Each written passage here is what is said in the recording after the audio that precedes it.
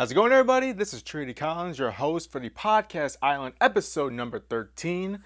This podcast can be viewed only on YouTube at the One Man Island Productions YouTube channel. Clips of the podcast can be viewed on Instagram, Snapchat, TikTok, and YouTube Shorts. So for today's episode, I'll be discussing the Colorado Buffaloes versus the Nebraska Cornhuskers game from earlier today, Deion Sanders' influence on Buffalo, and what the potential outlook for the season. Along with that, I also see some similarities with the Buffalo's team, the team dynamic, and how they're forming this collective unit compared to an iconic program from the 80s and early 2000s. Before I start, allow me to preface my comments again, as I did last week on the podcast, by saying I am just a fan. My comments are just from a fan's perspective, what I see from the broadcast feed. And look, if I'm wrong, hey, it is what it is. I'm just a fan, that's all it is. So about maybe 5-10 minutes ago, as I'm recording this, the Buffaloes beat Nebraska 36-7. Deion Sanders had an excellent game, over 300 yards passing, multiple TDs. The game started off very, very slow for the Buffaloes, but as the game progressed, as he made adjustments, Deion Sanders settled his team down for their first home game. They eventually took the game over.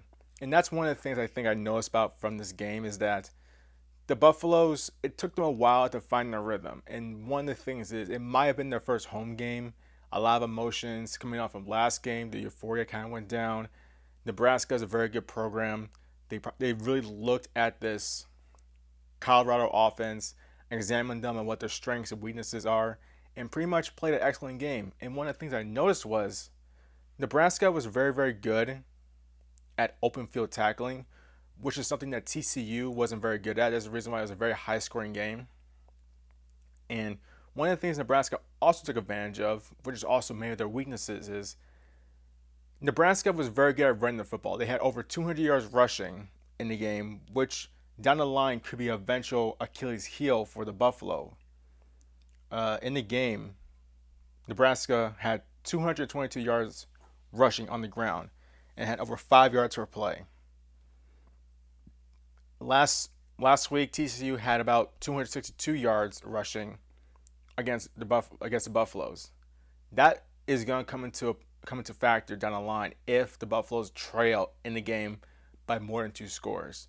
Teams like the old school Alabama Crimson Tide would have crushed this Buffalo team. Ohio State will have crushed this team by the way they run the football. But Nebraska doesn't have a quarterback legit enough to go toe-to-toe with Sanders, number 2 for the Buffalo. That's one of the reasons why they're able to get behind the sticks, get behind the score, turn the ball over 3 times. And that's one of the few things I noticed from this game is that Nebraska had 4 turnovers, didn't have an elite passing attack that can really scare the Buffalo secondary, especially their two-way player, Travis Hunter. And it was a low-scoring game. It was kind of a different game to start out, but Buffalo figured it out. Now, what I saw from Colorado that kind of worried me a little bit down the line is what if defenses start understanding that they're a quick game passing attack, and if once they start realizing that, hey, we don't have to rush 4 or 5 guys. We can just sit back in coverage. If we have the personnel to do that, we can force this team to get in mistakes and force Sanders to start playing Fran Tarkenton-like football, running around in circles and potentially creating his own mistakes. Because Colorado allowed 6 sacks today. Colorado controlled a lot of scrimmage. Colorado was able to disguise a lot of their coverages early in the game, which forced a lot of field goals, punts, situational penalties against Colorado, forcing them back, which eventually caused them to punt the football. But overall, after halftime, they fixed the mistakes. They went on a run. Sanders made excellent plays. The defense was able to expose, the bad offensive production Nebraska had by just climbing down the run game and forcing Sims, the quarterback for Nebraska, to throw the football constantly. So look, it was a good win. 36-14 victory, home opener. 22 ranked Colorado Buffaloes will eventually probably move up to 19th after this game. Good victory. They got Colorado State next week. maybe they can, I think they could win that game. In-state rivals, they usually play a little differently. But right now, Colorado has a new sense of pride now. I mean, that's one of the things. People don't understand how fortunate Colorado is to have Deion Sanders and the change of just mindset, change of faiths, change of everything. Over the last 17 seasons, the Colorado University had one winning season. They were 10-4. And by the way, I'm excluding the COVID year. I'm not including the COVID year. I'm only including full seasons, full 12 to 14 games you play in college football. They were 10-4 in 2016 when they were in the Pac-12 conference because they're moving to a different conference after this year. Mike McIntyre was the coach, and they lost to Oklahoma State in the 2016 Valeria Alma Bowl, 38-8. Once again, I'm not including the COVID year when they went I think 4-0, and they went to and they played in the bowl game. They lost to the Texas Longhorns 55-23 when Carl Doro was their head coach. But when Deion Sanders took the job on December 3rd, a lot of people outside Colorado were not happy. The families and the black activists of the HBCU schools weren't happy they left that type of school program and go to a PWI, predominantly white institute of Colorado. Fans were questioning him picking a program that was underfunded, were devoid of even average talent. And I think at times we forget to even have a program. That's how anemic they were over the last 20 years. Look, some people were not happy about the way he approached the team. He had a lot of energy. He had a lot of swag, a lot of sings. I mean, look, once I introduced to you the numbers of how bad Colorado was this past season, you understand why he needed to bring a swag. He needed to bring that energy. He needed to bring that level of pride and a new way of looking at football or to revive a dead program. Think about this now. The number 3. Colorado has finished with 3 wins in 3 of the last 4 seasons. 3-9, 7 times since 2007. Their average home attendance was under 30,000. That stadium holds 50,000 people. They allowed 59 sacks last season to quarterbacks. And if they keep on this pace, they're going to have that again unless Deion Sanders prioritizes recruiting an elite offensive lineman from the high school level. On the scoreboard, Colorado managed to have 15.4 points per game, which not only ranked 127th nationally, but is the worst by any team in the 12-year history of the Pac-12 conference. 15.4 points per game. I think the Broncos scored less than them, and they're a professional team. Look, it was a disappointing season last year for Colorado's offense, which scored just 20 touchdowns. They lacked explosiveness and struggled to stay on the field. They converted 31.7% of the third downs that they went against. That's 119th nationally. And 39% of the Buffalo's possessions ended with a 3 and out, compared to the 13% for the opposition. Deion Sanders had a lot to work with. He had to go in there and examine this team, not just from the athletic director's perspective, not just from the coaching staff, not just from the players, but the mindset. He had to revive a fan base. It took $29.5 million to lure Deion Sanders from Jackson State with a 5-year contract before bonuses are factored in. He's set to make $5.5 million in his first season as part of the largest financial package ever given to the Buffalo's coach in program history. And Deion Sanders pulled together that team from the previous season into the auditorium and told them to his face that what he was seeing, based on the tape that he saw, was not good enough to compete against TCU, Oregon, USC, Stanford, UCLA, Utah. He had to revamp the entire roster the coaching staff, and the mindset. And he did it in one game of year one. This will bode well for next year, too. Because the beginning of 2024, they're going to the Big 12 conference against Arizona, Arizona State, Baylor, BYU, UCF, and Cincinnati, Colorado. I mentioned them also. Houston, Iowa State, Kansas State, Oklahoma State, TCU, Texas Tech, Utah, and West Virginia. Because of Coach Prime, the Buffs decided to sell tickets to the spring game this year and sold it out quickly, instantly, making that a big-time event for the first time ever. Even ESPN showed up for the broadcast the game. Colorado sold out season tickets in April. The student sports passes sold out earlier this month. The first two games of the year at TCU September 2nd, which was last week, and Nebraska were picked up by Fox in a network's marquee time slot at 10 a.m. Mountain West. Along the way, Coach Prime, he generated excitement. He as well generated criticism, and turned around the program that quickly. Look, if you want to make a statement, and if you really want to show people that you mean business, you can't wait. You can't.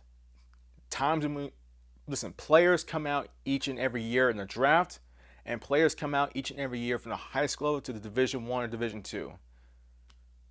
You can't wait. You have to strike now while the iron's hot. You have 5 years to turn this program around and 5 years for this program to pay off that money. And guess what? In about a few months before the first opening kickoff, he was able to generate this much of attention. Of the 84 scholarship players on opening day roster, only 10 remained from last year. That's impressive. Now the question is what to expect from this season after a 2-0 start. Look, they have excellent skill position players. They had 4 receivers over 100 yards in week 1, and they had an outstanding performance in the second half. And they ran into a Nebraska team that knew how to tackle. So they had their first experience with a program that had excellent tackling players, and they're going to face that down the line, especially maybe against Oregon, maybe even better teams down the line when they get to a bowl game. They probably go up against a very, very physical team, maybe like Penn State. Who knows? Last week against TCU, Travis Hunter had 11 catches for 119 yards and 2 interceptions, and probably should have 4. The Buffaloes out right now should be focused on just turning around the franchise. Sorry, not franchise, I mean program. And right now they're ranked 22nd in the nation. There are fanatics out there that will blindly pick this program to make it to a college football playoff game and maybe national championship game. Now, I wouldn't go as far as to say that. I think they have weaknesses, as I mentioned earlier. The offensive line, defensive line has a tendency to either get pushed around a little bit, so that in the trenches part of the game they need to get better at. Because can they go up against and challenge Alabama? I mean, they'll give it a fight. It could be a shootout, but I don't think they'll win that shootout. But then again, it's not about that right now. I mean, yes, they want to go out there and take on all the challenges possible. They want the tough competition. That's how you get better. But right now, we should be just focused on this season and how they run their offense and how they're going to prioritize recruiting. But then again, could they make it to a Cotton Bowl? Yeah. Could they make it to a Peach Bowl, a Fiesta Bowl? Potentially. I wouldn't put it past them. I mean, remember who's on their schedule. USC with Caleb Williams, first-round draft pick potentially in the NFL, depending on who's number 1 team. Oregon could get them. Utah could definitely get them. Oregon State is really talented. Don't make this sound like I have no faith in Colorado. This team is capable. This team has the potential of going 8-4 or a little better, considering how terrible this program has been over the last decade plus. 8-4 should be something to be proud of, let alone going 2-0 at this point. Not only that, Colorado, despite having fewer penalties and maybe a bad run game sometimes or a bad pass blocking game, they show that they can win a tight nip and tuck game against a ranked opponent. They show that after a bad start, they can definitely make the adjustments and improve in the second half, which is really, really important when you go up against the more respected programs, more established programs that had a long streak of winning and first round draft picks and future Hall of Famers. Right now, the future looks bright for Colorado, and I cannot wait. I cannot wait for this. I cannot wait for what this team looks like after this coming recruiting cycle. Because I know Deion Sanders can definitely recruit skill position players. I mean, his son is an excellent quarterback. His other son is an excellent defensive back. They have excellent linebackers, excellent secondary players, receivers, talented running backs. It's just that I think they need to prioritize that defensive line, offensive line. And this season, they're gonna have to figure out a way to minimize the amount of times Sanders is in harm's way. Because once there's a team that can definitely bracket up these receivers and find a way for him to hesitate just once or twice, it's gonna be a long day for Colorado.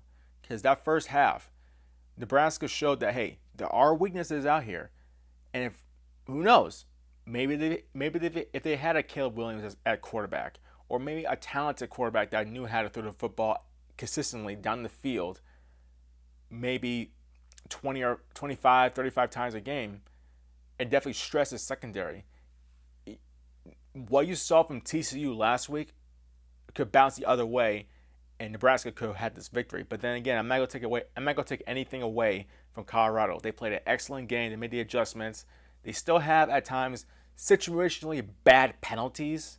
I think one of their offensive tackles false started in field goal range. You can't have that. You cannot have that. I understand their offensive line is young or inexperienced and they're improving, but you cannot have that. You have to know the situation. And Sanders, I saw him a few times doing a Fran Tarkenton, run around in circles, trying to make a play happen. Sometimes you just got to throw the football away.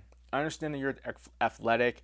Again, situation does matter. And when you're running around the 50-yard line where you're close to field goal range, I understand the situation. I prefer him maybe throwing the football away or find a way to go north and south. But then again, I'm sure Deion Sanders is going to talk to him about those situations in film room. That's what it is. Now, before I let you guys go and spare you the length of talking with me, for some reason, when I look at Colorado, I see the University of Miami, University of Miami Hurricanes. Because I remember watching the ESPN 30 for 30, part 1 and part 2 of the Miami Hurricanes. The first being obviously the 80s version of the program, and then the revived early 2000s version of the Miami Hurricanes.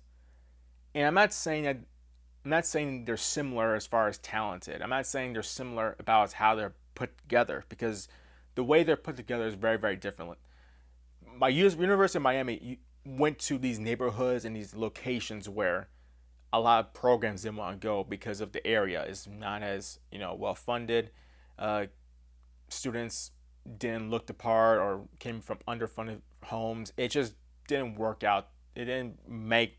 It didn't. Not a lot of these programs wanted those kind of kids. The University of Miami wanted those kind of kids because they're trying to revive a program. But it does show one thing. It shows that. It does show one thing. What it shows is this. Colorado does have players that some programs didn't see or didn't want. Deion Sanders saw talent in these players that not a lot of people wanted to admit. And the good thing is this. What Jimmy Johnson and Deion Sanders did is they brought swagger, they brought energy, they brought this never say die attitude, and they brought this come forth. For the University of Miami, it's a little complicated because as outlined in the documentary, the culture of the U changed. The whole school changed. The school embraced the cockiness, the swagger, sold reputation. Hurricane players won it with honor. That attitude defined University of Miami. And now, eventually, the University of Miami had a reputation. They became one of the strongest pipelines for the NFL, producing dozens of first round draft picks and more than 30 players currently in the league. Uh, Odds are, I mean, there's a lot of things that they said about the University of Miami. They called them convicts. They didn't like the way they played. They felt like, these spots that were reserved for, Alabama, Texas, Nebraska, USC, Notre Dame, Oklahoma should be reserved to them. And Miami just walked in there and said, hey, we're not going to play this cupcake schedule just so we can have an undefeated season. No. Florida State, you want us? Come get us. Notre Dame, if you want us, come get us. All these teams, if you have a problem with us, come face us. We're not going to face these lower level Division One schools at home in week 2 and blow them out by 59. What does that prove? The University of Miami had this pride within themselves that rivaled Vegeta's, if not superseded Vegeta's. And Colorado, to me, has that same type of energy. They even had a throne on the sidelines during the Colorado versus Nebraska game where they uh, after every big play, they'll sit down and just pose for a while, which I appreciate. I mean, look, you gotta develop a culture, you gotta develop an attitude, a swagger, and that's what they did. Jimmy Johnson came into the picture for the University of Miami and told them that no one respected us. And I know for certain that Deion Sanders did the exact same thing. No matter how the team played, the team always they always felt like they were disrespected. There are rules drawn up year after year designed specifically for the University of Miami, which is always fueled to fire.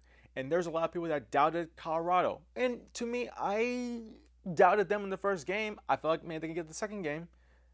And guess what? That fueled the fire. Now, University of Miami and Colorado aren't on the same level as far as like how they're built. But I'm guessing the mentality and how these players feel about, oh, you're not good enough for Division One. Oh, how does it feel going from like a HBCU school program to these, FBS Division One programs? And it's like, hey man, look, it ain't different. It is not different. Shedeur Sanders probably says it ain't different at all. Deion Sanders knew what he had, and he started to take it a challenge. And right now, if he was able to revive the Colorado program and not only expand the level of talent and level of competition from not only Ohio State, Penn State, Oklahoma, Florida State, Clemson, LSU, among other teams that have been staples, USC and UCLA, those teams, Stanford, those are top quality teams. There's a level of teams out there that people say these will always be in the mix for the college football playoff.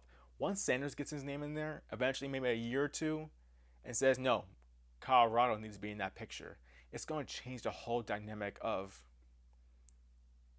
college football. Because who knows?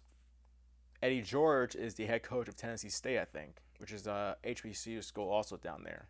Who knows? Maybe he goes up to the NFL, to the college, to these FBS schools and revise their program. Maybe Ed Reed does the same thing. Who knows? This could be a trend.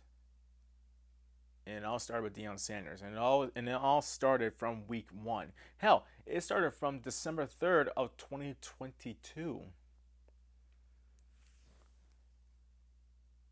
Colorado is fun to watch. Colorado is changing college football as we speak. And it didn't just start from the recruiting, it started from the mindset. He built the foundation off of a mindset, off of a few rules. Commitment, the standard being high and not be just being good enough. Swagger, energy, belief, and just a new way of thinking. And it's beautiful to see. Thank you to all that listened to Podcast Island episode number 13. I am your host, Trinity Collins. Once again, the podcast can only be viewed on YouTube at the One Man Island Productions YouTube channel. Clips of the podcast can be viewed on Instagram, Snapchat, TikTok, and YouTube Shorts. Once again, my name is Trinity Collins, and I'll see you guys in the future.